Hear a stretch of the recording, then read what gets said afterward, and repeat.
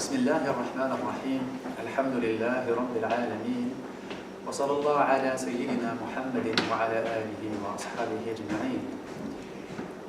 Après avoir parlé dans de précédentes interventions de la notion d'exemple prophétique, al-uswa al-hasana, l'exemple d'excellence évoqué par le Coran, il est peut-être important maintenant de donner quelques exemples concrets de la façon dont le prophète sallallahu alayhi wa sallam a éduqué certains de ses compagnons.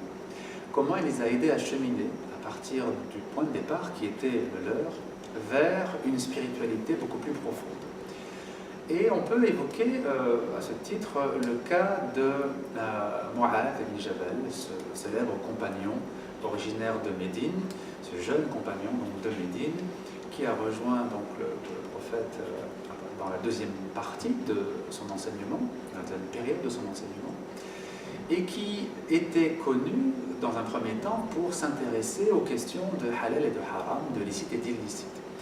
Il était tellement intéressé par ces questions et tellement désireux de connaître le maximum de détails sur ces questions qu'il a reçu ce témoignage du prophète sallallahu alayhi wa sallam: A'lamu ummati bil halal wal haram Mu'adh ibn Jabal, celui qui connaît le mieux dans ma communauté la question du licite et de l'illicite, c'est Mu'adh ibn Jabal.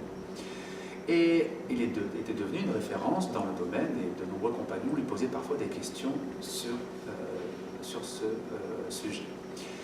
Mais le prophète, en tant qu'éducateur des âmes, ne l'a pas laissé s'enfermer juste dans ce domaine-là. Il l'a ouvert à des domaines plus profonds. Il n'a pas laissé s'enfermer dans le domaine donc, du licite et de l'illicite, mais il l'a ouvert vers la spiritualité. Et la façon dont il a opéré cette éducation spirituelle, ce déblocage intérieur, on pourrait dire, est le suivant. Un jour, il regarde Mu'adh et lui dit: « Oh Mu'adh, je le jure par Dieu, je t'aime, et j'aimerais que tu mettes en pratique mon conseil.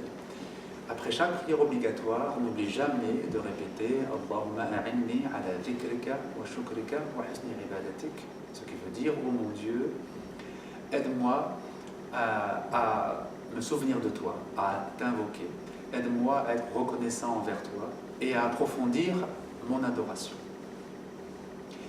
Et donc Mu'adh est très touché par cette recommandation du prophète et surtout par son témoignage d'amour, s'engage à mettre en pratique cela tous les jours de sa vie après chaque prière obligatoire.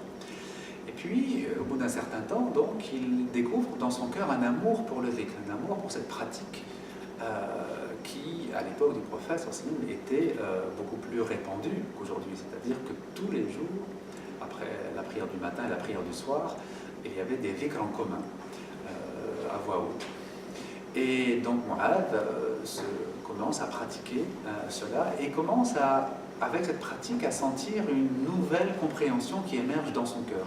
Il commence à pressentir que certaines dimensions de la religion pouvaient lui échapper auparavant et lui deviennent maintenant comme quelque chose de perceptible, comme quelque chose d'accessible. C'est-à-dire que par la pratique régulière du dhikr, il devient capable de comprendre que la religion, ce n'est pas seulement une liste d'obligations et d'interdictions, c'est aussi et surtout un chemin, un cheminement, une voie qui nous mène de l'éloignement de Dieu vers la proximité de Dieu. Et il découvre cela donc grâce à la pratique du dhikr. Et donc on voit que cette éducation du prophète donnée à Mu'adh, elle est une sorte, disons, d'illustration du verset 21 de la sourate 33 qu'on a évoqué précédemment, à savoir que le modèle d'excellence que représente le prophète, c'est un modèle d'aspiration à Dieu et d'invocation fervente et fréquente, de pratique de dhikr fervente et fréquente. Et donc l'éducation de Mu'adh porte témoignage de ce qu'est ce modèle d'excellence. Et c'est réellement vers ce modèle d'excellence que nous devons retourner. Si nous voulons dépasser les crispations et les crises qui touchent la communauté musulmane aujourd'hui depuis un certain nombre de décennies d'ailleurs, qui finalement est une crise spirituelle, une crise de disparition du sens spirituel de l'acte religieux. Un acte religieux qui n'a plus de sens spirituel, qui devient simplement une espèce de code à mettre en pratique eh bien, nécessairement aboutit ensuite à des crispations et à des difficultés dans la communauté. Autrement dit, revenir vers l'exemple du maître spirituel qui était le prophète Mohammed, ça n'est pas seulement apprendre à le connaître lui, ce qui serait déjà beaucoup, mais c'est aussi retrouver les moyens et les solutions pour sortir de nos difficultés contemporaines. Allah yaftah alana wa alaykum. Assalamu alaikum.